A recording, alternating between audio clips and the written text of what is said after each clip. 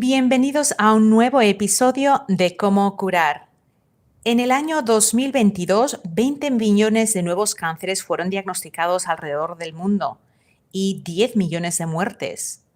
Se estima que la tasa por cáncer aumentará aproximadamente en un 60% durante las próximas décadas. De hecho, el año pasado se diagnosticaron casi 2 millones de cánceres nuevos aquí en los Estados Unidos y más de 600.000 muertes. El cáncer verdaderamente es una enfermedad que causa miedo, pero en el programa de hoy tengo una invitada, la doctora Olga García, que nos va a ayudar a no temer al cáncer, a decir no a esta sentencia médica y conocer cuál es realmente el origen del cáncer y todo lo que tú puedes hacer para prevenirlo y manejarlo de una forma holística, natural y desde un punto de vista integrativo. Doctora Olga García, qué ilusión tenerte en el programa. Hola Coco, hola a todos. Muchísimas gracias por esta entrevista y por darme este espacio. Y estoy encantada de estar con vosotros, tratando de aportar todo lo que pueda y todas las herramientas que tengo a mi disposición. Olga, tú eres médico de familia, pediatra, llevas muchísimos años ejerciendo medicina y ahora trabajas prácticamente, mayoritariamente en temas oncológicos, en ayudar, a acompañar a pacientes en lo que son las terapias integrativas.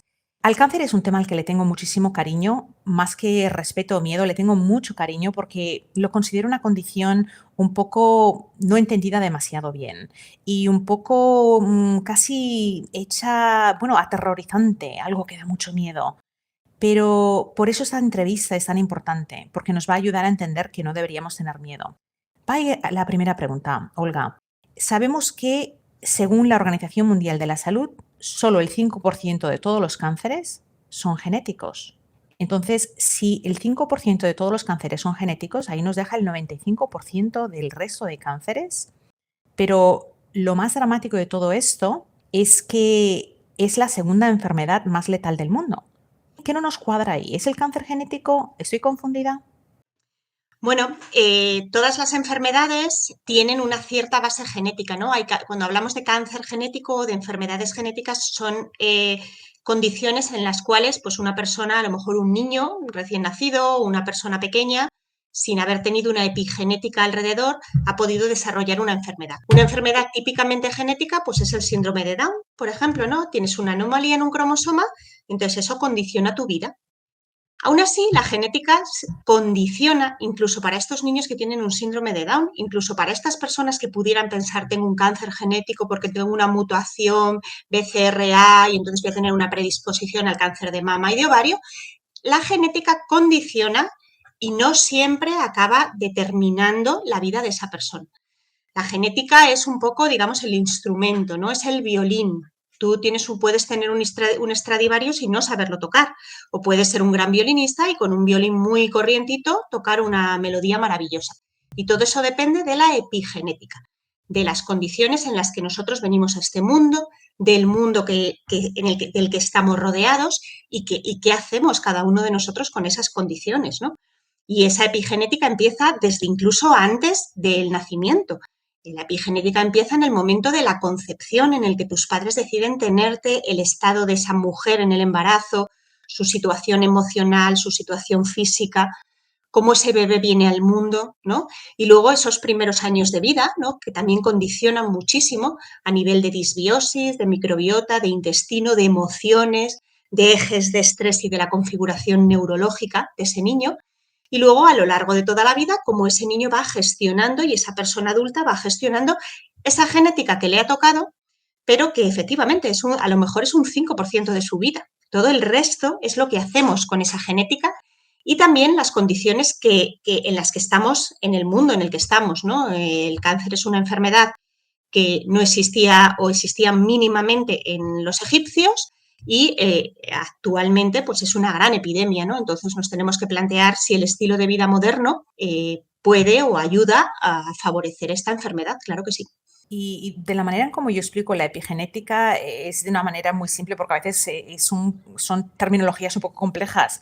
Tú puedes tener dos hijos gemelos separados en nacimiento. Uno se desarrolla en una familia con suficiente potencial económico como para tener mejor educación, mejor alimentación, ese niño quizás va a ser más alto, más físicamente más atractivo que el otro gemelo con un ADN muy similar, simplemente porque ese otro niño quizás no se desarrolló en un lugar donde tuvo oportunidades o tuvo la alimentación correcta para crecer. Y uno es muy alto y el otro no es de la misma altura simplemente porque no tuvo esas oportunidades o no estuvo expuesto a esa nutrición. Y lo mismo ocurre si es negativo, ¿verdad? Entonces, en la Claro, epigenética es esa función como nosotros, que de hecho modificamos los genes y entiendo que claro. pasamos esos genes a nuestros hijos cuando tenemos familia, ¿verdad? Esos genes modificados. Mm, Por supuesto que sí, además es que no es nada ni esotérico, ni todo lo que es el legado familiar y la epigenética y cómo modificamos esos genes y los pasamos, ocurre también en las plantas, ¿no? O sea, es increíble porque las vides, por ejemplo, hay estudios muy bonitos en los cuales las vides que han tenido heladas, es decir, que lo han pasado mal y han sobrevivido a esos estresores y a esas heladas, transmiten una cantidad de uva, una cantidad de resveratrol, que es el antioxidante fundamental del vino, lo transmiten a sus congéneres, vamos, a su descendencia, y esa descendencia, esa línea de descendencia va a tener una cantidad más alta de resveratrol. Entonces, esto pasa no solamente en los seres humanos, sino también pasa en los animales, pasa en las plantas, etcétera. Entonces, es muy, muy, muy importante qué hacemos, no lo que tenemos, sino qué hago yo, cómo condiciona mi entorno a mi salud. Eso es fundamental. Olga, ahora mismo, y eso es algo de lo que yo hablo muchas veces en mis vivos y en mis planes educativos, yo siempre le digo a la gente, ahora mismo, en ese momento en el que estamos hablando, tú y yo estamos desarrollando un cáncer. Ahora, ¿cómo empiezan los cánceres? Explícanos cuál es esa genética de cáncer o ese cambio en esa célula. Bueno, el cáncer, nosotros, como tú bien dices, Coco, tenemos constantemente mutaciones, ¿no? Las células hacen recambios celulares y eso lo podemos ver, bueno, tú vas a la playa, tú estás un poquito, la piel se te cae, haces un recambio celular, luego estás morena. Estamos constantemente haciendo recambios celulares y en un momento determinado una célula muta de forma anómala. Y lo normal y lo que debería ocurrir y lo que ocurre en la mayoría de las personas sanas es que el sistema inmune interpreta e identifica esa célula como errónea y da las señales para que esa célula entre en un estado que se llama apoptosis y es una muerte celular programada. La célula es errónea y entonces el entorno y el sistema inmune favorece que esa célula se autoelimine, se autodestruya. ¿Y qué es lo que ocurre cuando tenemos un cáncer? Pues que esa célula no se destruye, sigue mutando anómalamente, empieza a proliferar y entonces empieza a crear una especie de alien, que es el cáncer, es como un alien con sus propios vasos, con sus propias carreteras, que empieza a diseminarse por el organismo y curiosamente vemos casos en los que ni el organismo se ha enterado de eso, ni el sistema inmune tampoco, y en muchas de las ocasiones se encuentran esos cánceres en una revisión.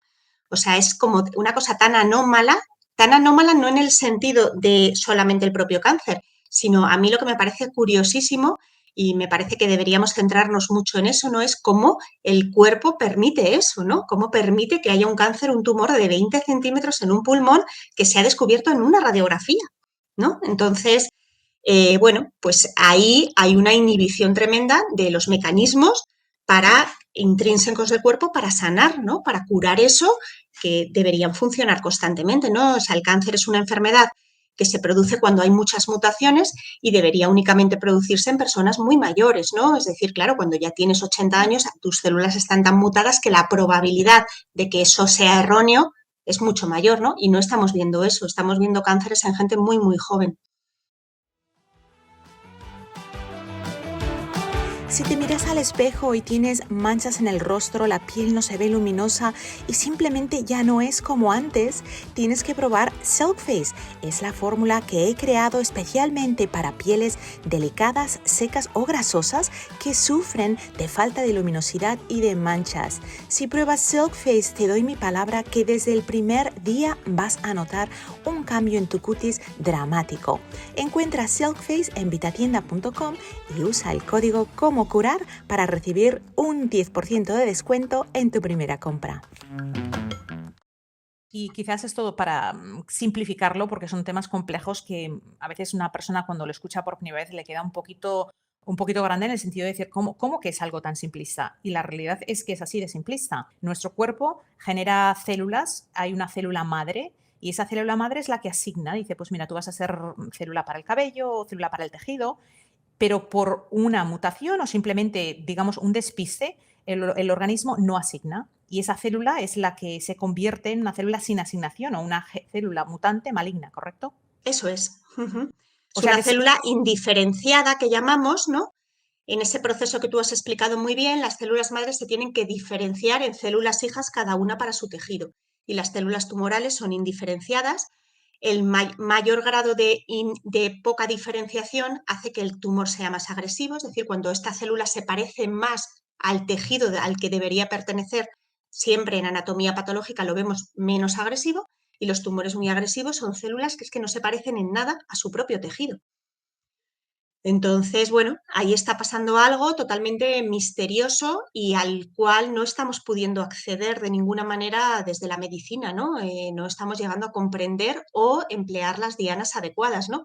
Porque la idea es no solamente lo que ocurre, es el contexto en el que ocurre, ¿no? ¿Por qué ocurre eso, no?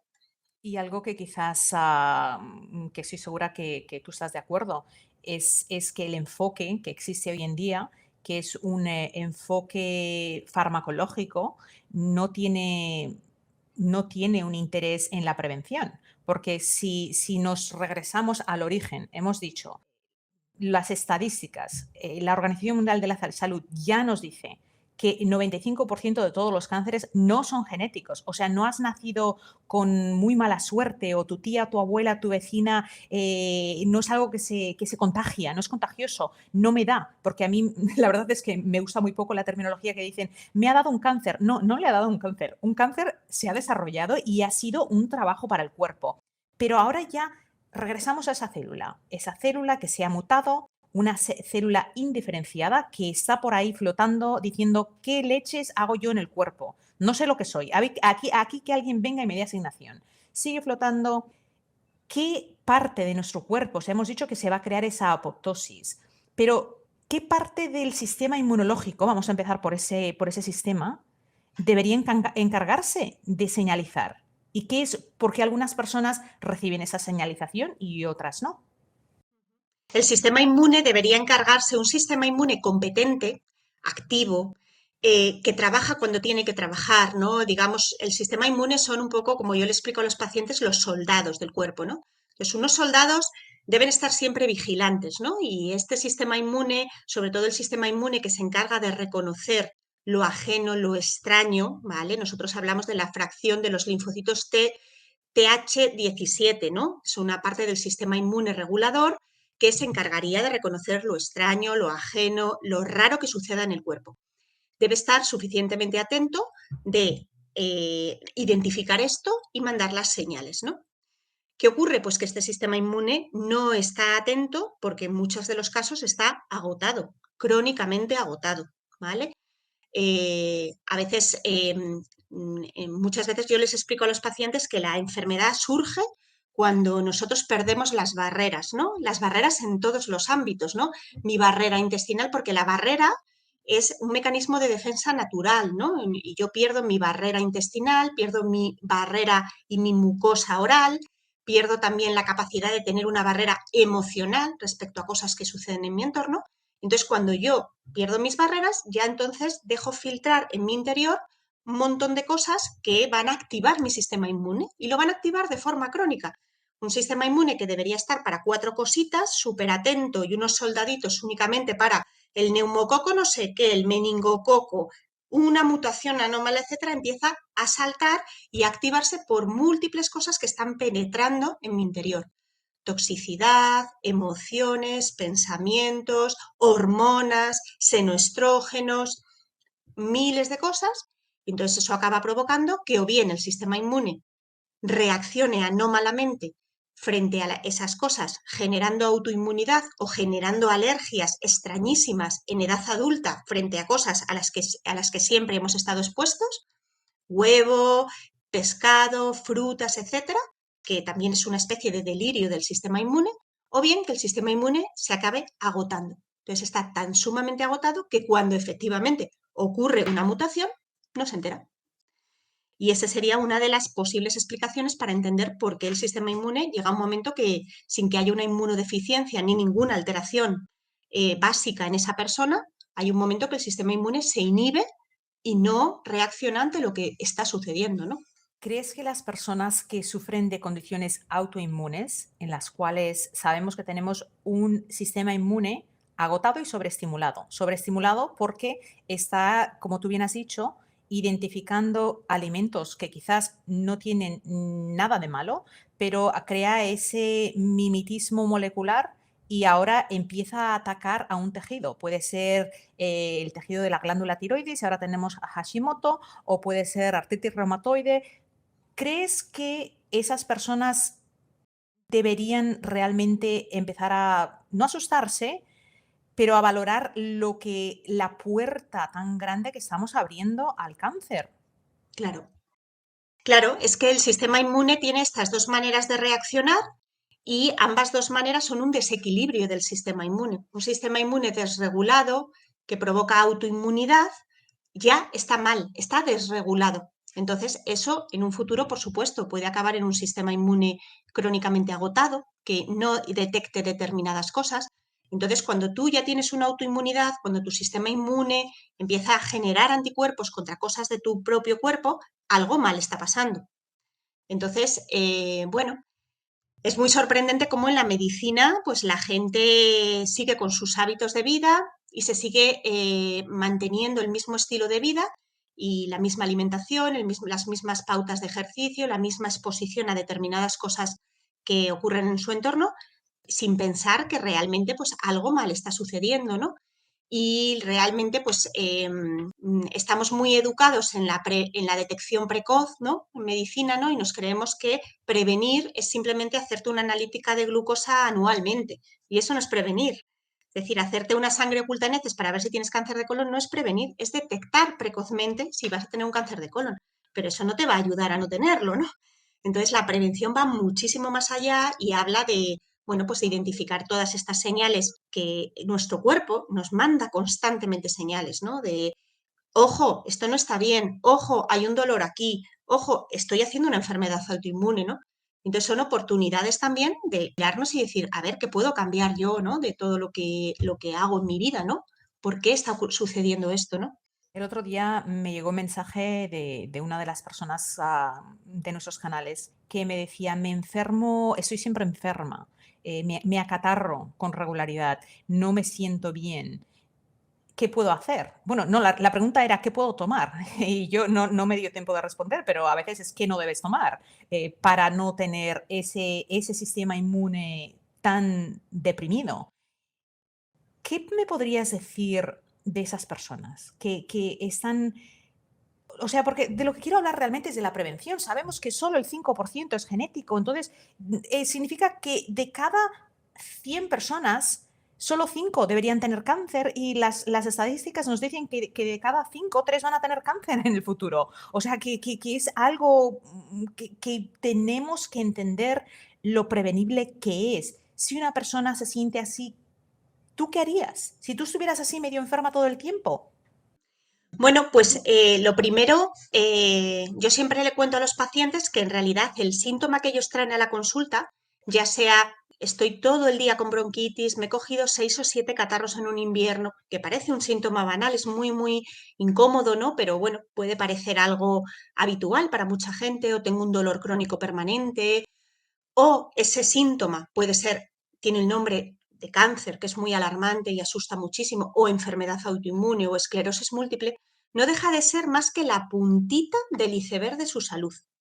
Es decir, es la manera en la que en medicina etiquetamos a esa persona, a ese individuo, y le ponemos un nombre a lo que le está pasando.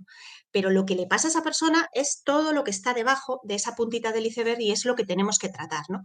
Entonces, ¿qué es lo que hay debajo de la mayoría de las enfermedades crónicas? Pues hay una sucesión de cosas que tienen que ver sobre todo con aumento de la permeabilidad de barreras, es decir, las barreras, nuestras barreras internas, nuestro sistema común de mucosas, que es lo que suele pasar en estas personas con infecciones de repetición y que es el mismo. El sistema común de mucosas está en la nariz, en la boca, en la vía genital, en la zona genitourinaria, está en la piel también y también está en todo nuestro intestino, ¿no? Entonces, cuando esa barrera está abierta, está mal, porque suele haber una disbiosis de larga evolución o una alteración de la microbiota, se filtran constantemente sustancias. Ese filtrado de sustancias hace que el sistema inmune se active crónicamente. Este sistema inmune activado crónicamente llega un momento que o se agota o se inhibe, con lo cual deja de funcionar. Este sistema inmune crónicamente activado también deja de reparar las lesiones, con lo cual uno se lesiona o tiene dolores que no se reparan y se perpetúan. Y además, con la medicina convencional aportamos fármacos que suelen cronificar. La medicina convencional es fantástica, maravillosa en lo agudo, o sea, no se me ocurre ninguna otra manera mejor que quitar una apendicitis que operándola y ahora mismo incluso por la paroscopia, o sea, algo maravilloso, pero flaquea muchísimo en lo crónico porque tiende a cronificar mucho más. Entonces, a esa persona con catarros de repetición le ponemos antibióticos, le ponemos corticoides, le ponemos más antibióticos. Nadie repara su microbiota, nadie piensa por qué su sistema inmune no está reaccionando adecuadamente, ¿no?, frente a algo. Y todo eso a veces en un contexto donde existen alteraciones hormonales, resistencia a la insulina, resistencia a la leptina, inflamación crónica de bajo grado. Y bueno, pues ya se va desencadenando un montón de cosas que hacen que esa persona se perpetúe y que forman un poco la base y lo que está debajo de la puntita del iceberg de esa persona. Y eso es un poco lo que tenemos que historiar desde la medicina integrativa, ir viendo cómo empezó todo eso, ¿no? Y nosotros manejamos mucho el concepto de la película, ¿no? Lo que el paciente trae a la consulta es su foto. Esta es mi foto. Mi foto se llama esclerosis múltiple, se llama hipotiroidismo o se llama infecciones de repetición. Vale, esa es tu foto, es lo que yo veo ahora tú. Pero ¿cuándo empezó esto? ¿En qué momento empezó esto? ¿En qué momento empezó el desequilibrio? Porque la idea es que nosotros, el ser humano y cualquier animal, debe ser capaz de poder regular y tener en sí mismo los mecanismos para mantener su salud. Entonces, ¿en qué momento se desequilibró eso y cuál fue la razón o las razones por las que ese desequilibrio empezó? Y ahí es donde nos remontamos cuando hacemos medicina integrativa. La buena salud mental, la inflamación y los dolores crónicos se pueden mejorar con el consumo de antiinflamatorios naturales como la cúrcuma. La curcumina es la parte activa que necesitamos consumir. El problema es que su absorción se dificulta cuando no está propiamente extraída. Te invito a probar mi Molecular Cúrcuma con un poder de absorción 185 veces más alto que la cúrcuma convencional. Exclusiva en vitatienda.com. Entra el código Cómo Curar y recibe un 10% de descuento en tu primera compra. A mí me gusta ilustrarlo con una pecera, porque a veces visualmente nos ayuda más. Si tenemos una pecera limpia, ves los peces, aprecias los colores, los peces están felices, los ves comer. Pero ¿qué es lo que ocurriría si a esa pecera, sin darnos cuenta, pues no le cambiamos el agua? Ahora, además de no cambiarle el agua, barremos el suelo y tiramos la basurita en la pecera en lugar de tirarle la basura. Y vamos haciendo cosas que poco a poco van creando ese ecosistema del pez algo totalmente inhabitable. Obvio, no va a estar ni saludable ni va a sobrevivir. Y un Claro. poquito es lo que estamos haciendo a nivel corporal. Me mencionaste en varias ocasiones esas barreras que tenemos. Háblame un poquito más en detalle para ilustrarlo. ¿Cuál es la función? Por ejemplo, tenemos una barrera de la que se habla con mucha frecuencia, que es la del epitelio intestinal. Esa barrera, ¿cuál tiene la función? Porque a veces pensamos, oh, las cosas que están en el tubo digestivo es comida. Y no es cierto. O sea, en el tubo digestivo tenemos todo tipo de patógenos. Explícanos un poco cómo entran esos patógenos, además de la comida, y por qué es tan importante tener esas compuertas, como yo las llamo, selladas hasta que ciertos nutrientes tienen que pasar. Bueno, el epitelio intestinal es una maravilla. O sea, el tubo digestivo nos parecía en medicina cuando yo estudiaba que era como una especie de cañería donde, bueno, pues se absorbían algunas cosas, se excretaban otras y ya está. Y ahora se sabe que la propia barrera, el epitelio intestinal, es en sí mismo un órgano endocrino, un órgano neurológico, porque secreta un montón de neurotransmisores, inmunológico. Entonces, en la propia barrera intestinal tenemos unas células que son los enterocitos. Esas células tienen unos pelitos y además encima de esos pelitos pues hay un moco, que es como el moco que vemos en la nariz, pero dentro del intestino está mucho más formado, que es el alimento de nuestras bacterias intestinales buenas. También hay unas bacterias intestinales, bueno, ninguna es buena ni mala, es decir, todas tienen su función, ¿no? Pero hay varios subtipos de bacterias intestinales que forman el microbioma y estas bacterias tienen que estar en equilibrio. Entonces, cuando nosotros, debido al estilo de vida que llevamos, al estrés, al tipo de comida que tomamos, a los tóxicos ambientales y emocionales, esas bacterias se empiezan a desequilibrar, suele haber un predominio de las bacterias que son putrefactivas, fermentativas, que no son tan buenas y una disminución de las bacterias buenas, ¿no? El moco empieza a empeorar y entonces todo lo que es la nutrición y la toxicidad a la que estamos expuestos llega hasta la zona del epitelio y ese epitelio empieza a abrirse y empieza a abrirse haciendo lo que llamamos permeabilidad intestinal. Y entonces empiezan a filtrar sustancias que no deberían de filtrarse. Debajo del epitelio, justo debajo, está nuestro sistema inmune asociado a mucosas, que son nuestros soldados encargados de la primera defensa, ¿no? Entonces, estos soldados que deberían de reaccionar frente a muy poquitas cosas, porque si la barrera está íntegra no debería de filtrarse nada, empiezan a reaccionar frente a un montón de sustancias, hasta que llega un momento pues, que no saben a qué tipo de sustancias tienen que reaccionar, están hiperactivados o están dormidos, ¿no? Entonces, a partir eso es lo que nosotros llamamos endotoxemia, ¿no? Se empiezan a filtrar sustancias y hemos encontrado, pues, en anatomías patológicas, bacterias de la boca en hernias de disco, ¿no? En trozos de hernias de disco, en tendones, ¿no?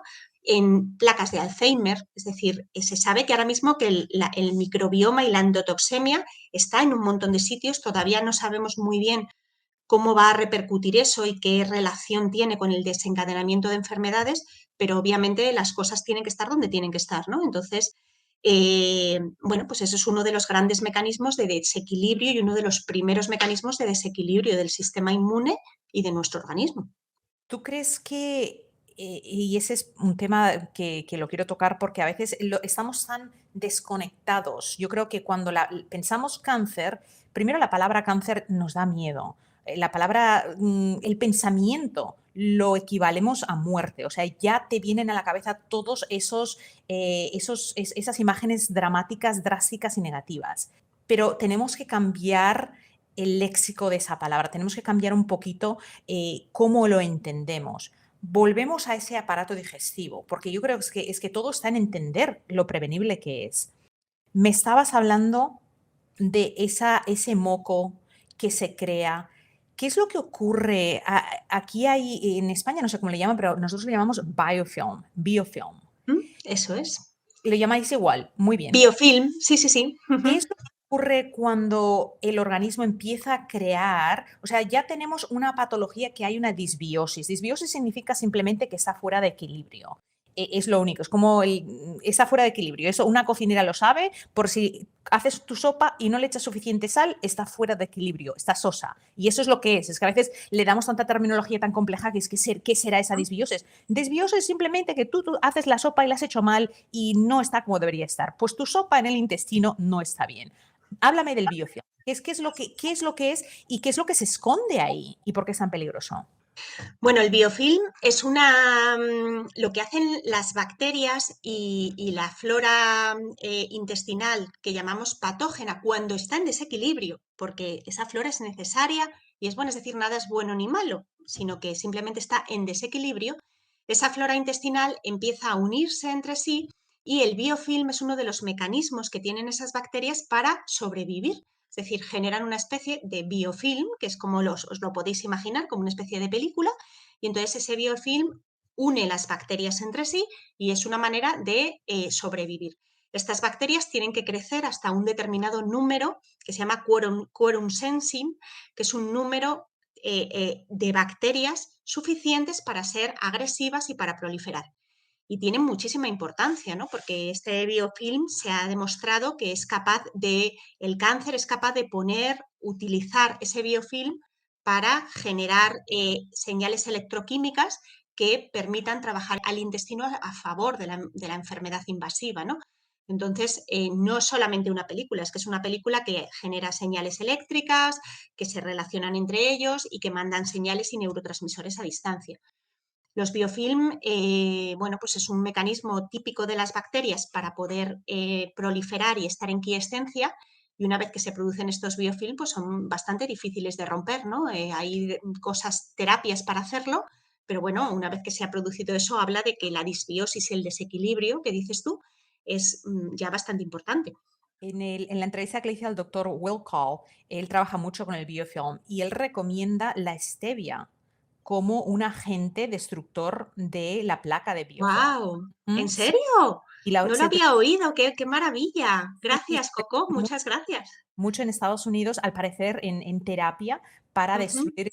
De hecho, tendríamos que volver a escuchar el programa que salió hace poco y allí nos dio varias técnicas que utilizan aquí en Estados Unidos para destruirlo. Y me gustaría explicar el biofilm porque es un poquito complejo para el que no se lo imagina, pero una de las invitadas que tuve, y no me acuerdo cuál fue, de la manera como lo explicó, es que si tú pones flores en un jarrón y no le cambias el agua, después de un tiempo crea como un moco en esa pared, y eso es el biofilm. Lo que ocurre es que a nivel intestinal es grueso y se modela el intestino y ahí detrás es donde todo el sistema patológico inicia. Sí, sí, me parece una metáfora maravillosa y muy bonita. Sería como una especie del verdor ese que se queda, ¿no? En el propio agua y en el cuenco, ¿no? Y que tú lo ves y que lo tocas y dices, "Ugh, esto es una especie como de moco asqueroso, ¿no? Y que está formado por hongos patológicos y por bacterias patológicas. Claro, se unen entre sí y de esta manera consiguen mantenerse quiescentes, ser más proliferativas y más agresivas y poner al organismo a su favor, ¿no? Y es muy importante que esto ocurre años, muchos años antes de desarrollar cáncer.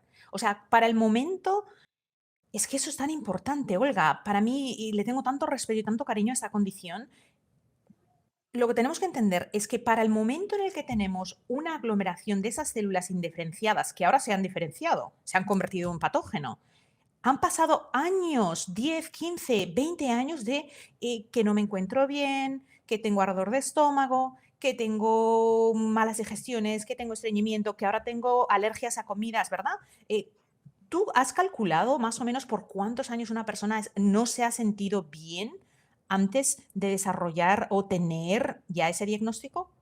En mi experiencia, Coco, es bastante dependiente del tipo de tumor, del grado de proliferación del tumor, ¿no? Hay tumores con un índice de proliferación mucho más alto y también de la persona. Pero cuando tú investigas es muy curioso porque cuando tú preguntas, ¿no? Hacia atrás y haces una historia muy larga de una hora y pico con un paciente preguntándole, sueles encontrar esas cosas, ¿no? Hay gente que te dice desde hace 3 años, hay gente que te dice desde hace 10, cuando me cambié de trabajo con 27, cuando nació mi primer hijo, ¿no? Es decir, o sea que ellos saben y cuando van hacia atrás se dan cuenta de en qué momento empezó todo a desequilibrarse con un cansancio crónico, arrastrando muchísimo estrés, tirando de pilas cuando no tenían pilas, no ir siguiendo con su ritmo de vida sin ser capaces de parar, con un estreñimiento de larguísima evolución, que dices tú, bueno, ¿cómo puedes estar no yendo al baño cada 3 o 4 días, ¿no? O sea, si yo estuviera haciendo una caca cada 3 días, es decir, la diarrea socialmente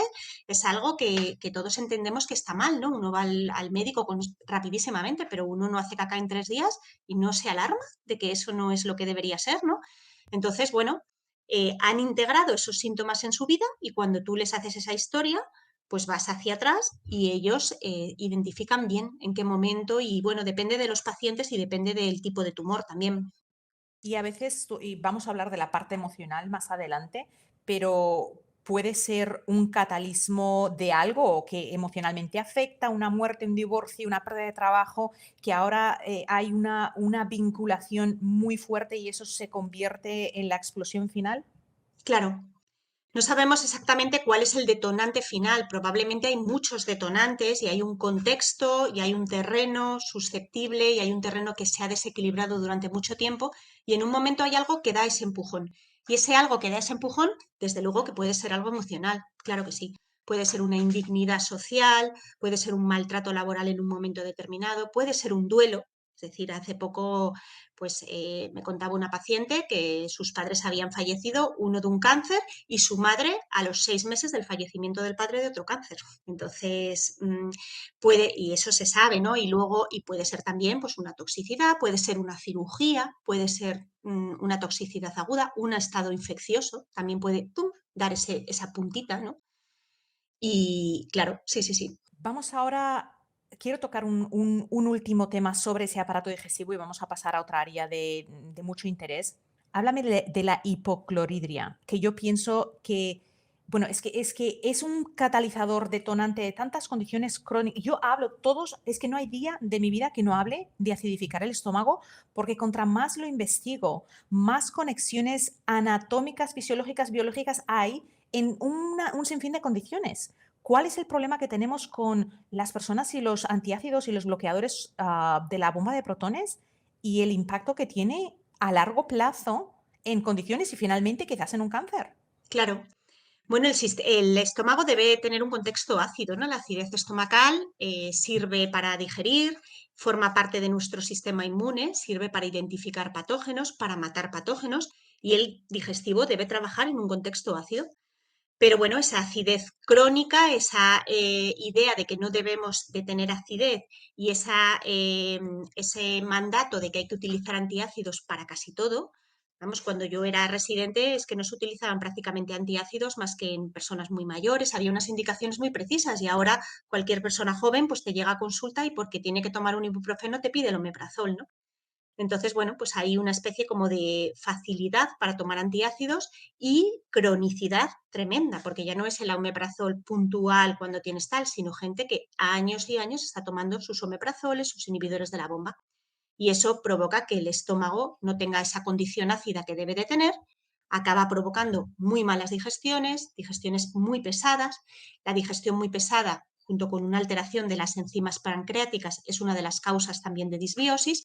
Entonces, todo se acrecienta, ¿no? Empeora todo, desde la identificación de patógenos hasta la endotoxemia, porque esa acidez estomacal no funciona y entonces no está matando los patógenos que debería, con lo cual se están filtrando, acaba alterando la barrera, acaba generando que determinados gérmenes que tenemos y con los que convivimos desde hace muchos años, como es el Helicobacter pylori, acabe proliferando más de lo que debe, con lo cual eso es interpretado por la medicina convencional como anómalo y una alteración, y entonces la medicina convencional da más inhibidores de la bomba y más antibióticos, o sea que se genera un pitote muy importante, vamos, y favorece muchísimo la disbiosis y es una de las causas fundamentales, ¿no? de favorecer esta. En mi opinión, ninguna persona puede estar saludable si no tiene el pH correcto en el estómago. No me vas a demostrar en ningún manual médico que una persona puede estar saludable. Es imposible, porque simplemente cuando tenemos esa acidez, eso envía mensajes a la vesícula biliar. O sea, ese pH le dice a la boca del estómago que se cierre para poder hacer la digestión. Y son tantas señalizaciones intérnicas y mecánicas que ocurren cuando nosotros vamos a comer, ese pH disminuye y todo empieza a ocurrir, que en el momento en el que ese primer paso digestivo, porque es el primer o el segundo, boca, luego estómago, lo detenemos, todo lo que pasa de ahí al camino, que son 7 metros de intestino delgado más el intestino grueso, ya, es que ya nos ponemos en una situación, en una camisa de 11 varas. O sea, es imposible que no vayamos a desarrollar otra enfermedad. Muy bien, hemos matizado ese punto. Señoras y señores, vinagre de sidra de manzana, bueno, bonito y barato. Mucha gente me pregunta, ¿y si tomo jugo de limón? No tiene el pH lo suficientemente acídico. Va a ayudar, pero no tanto. El pH del vinagre de sidra de manzana es el pH digestivo con el que fuimos creados. Los bebés tienen el estómago acídico y lo que pasa es que debido a nuestro estilo de vida pues lo alcalinizamos pensando que esa es la solución, pero esa no es. Si sufres de gastritis, distensión abdominal, gases o si tu digestión es pesada y se te infla el abdomen al comer, Happy Tummy es la solución que has estado buscando. Añade 15 gotas de Happy Tummy en agua antes de las comidas y disfruta de una barriguita feliz. Happy Tummy es una fórmula exclusiva para vitatienda.com. Entra el código Como Curar y recibe un 10% de descuento en tu primera compra. Ya ves que ese tema me apasiona. Ya sabes que yo escribí el libro Cáncer, lo que tu médico no te cuenta. Ujú, sí. Y la pasión para mí, para escribir ese libro, no era que el médico no te contara porque no quisiera contarte, sino porque no lo ha aprendido. Y a veces tenemos esa posición que ponemos a, oh, el arquitecto va a saberlo todo sobre arquitectura, el abogado lo va a saber todo sobre leyes, el médico va a saber todo sobre salud, y no es así. Tenemos que seguir estudiando. Pregunta. Cuando una persona, ahora tenemos un paciente que se ha diagnosticado, sabemos que hay un tumor, no sabemos si hay metástasis, ¿cuál es una de las primeras pruebas que se hace, que se inyecta al paciente, se le pone en un contraste? Y luego te voy a decir por qué te hago esa pregunta. Bueno, tú quizás ya sabes por qué te la hago, pero ¿qué es lo que se le inyecta a ese paciente? Se le inyecta para saber exactamente cómo funciona ese tumor y si hay metástasis a distancia. Se le hace un PET que es una prueba de medicina nuclear en la cual se le inyecta glucosa, una glucosa que tiene un isótopo radiactivo. Entonces resulta que las células tumorales utilizan esa glucosa de forma primordial, mucho más activamente que las otras células. Y entonces esa es la manera en la que los médicos detectamos que ahí hay un tumor, ¿no? Porque las células tumorales consumen esa glucosa las primeras. Y ese es un punto muy interesante, porque una célula normal, saludable, tiene generalmente 2, 3 receptores de insulina. Una célula tumoral puede tener hasta 46. Y eso es interesante porque para mí es tan básico. ¿Cómo puedes ir a tu oncólogo y que tu oncólogo te diga, coma lo que quiera? Cuando sabemos que una célula tumoral tiene tantos receptores de glucosa que la estamos alimentando. ¿Por qué no? ¿Por qué recibimos ese mensaje? Bueno, los oncólogos realmente, la forma en la que la medicina convencional aborda el cáncer es sobre todo intentando matar el cáncer una vez que ha aparecido, ¿no? Entonces, todos los estudios, todo está dedicado a intentar matar esa célula, ¿no? Más que a intentar prevenir que eso suceda, ¿no? Entonces, bueno, la alimentación es algo que en medicina no nos han enseñado. Los médicos sabemos poquísimo de nutrición en general, a no ser que nos hayamos formado por otro lado, hayamos hecho másteres, hayamos investigado. Y la nutrición es fundamental, vamos, es una medicina en sí, ¿no? Entonces, realmente, bueno, pues no sé muy bien por qué dicen eso. Imagino que yo siempre intento explicar, Coco, que los pacientes van antes siempre que la evidencia, ¿no? Es decir, la evidencia va siempre por detrás de los pacientes. Para que algo tenga evidencia, tiene que haber muchos pacientes que te han llegado a consulta y te han dicho, a mí esto me ha funcionado, ¿no? Entonces, gracias a eso, la medicina va avanzando y va cambiando. Y sabemos que lo que yo estudié en la carrera hace 25 años no tiene nada que ver, muchísimas cosas, vamos, casi un 60 o 70% de lo que yo estudié ha cambiado respecto a ahora, ¿no? O sea, la úlcera en su día era una enfermedad multifactorial por estrés y no sé qué. Y luego se descubrió el Helicobacter pylori y era una enfermedad infecciosa. Y luego se descubrirá la hipocloridria y será una enfermedad por falta de ácido.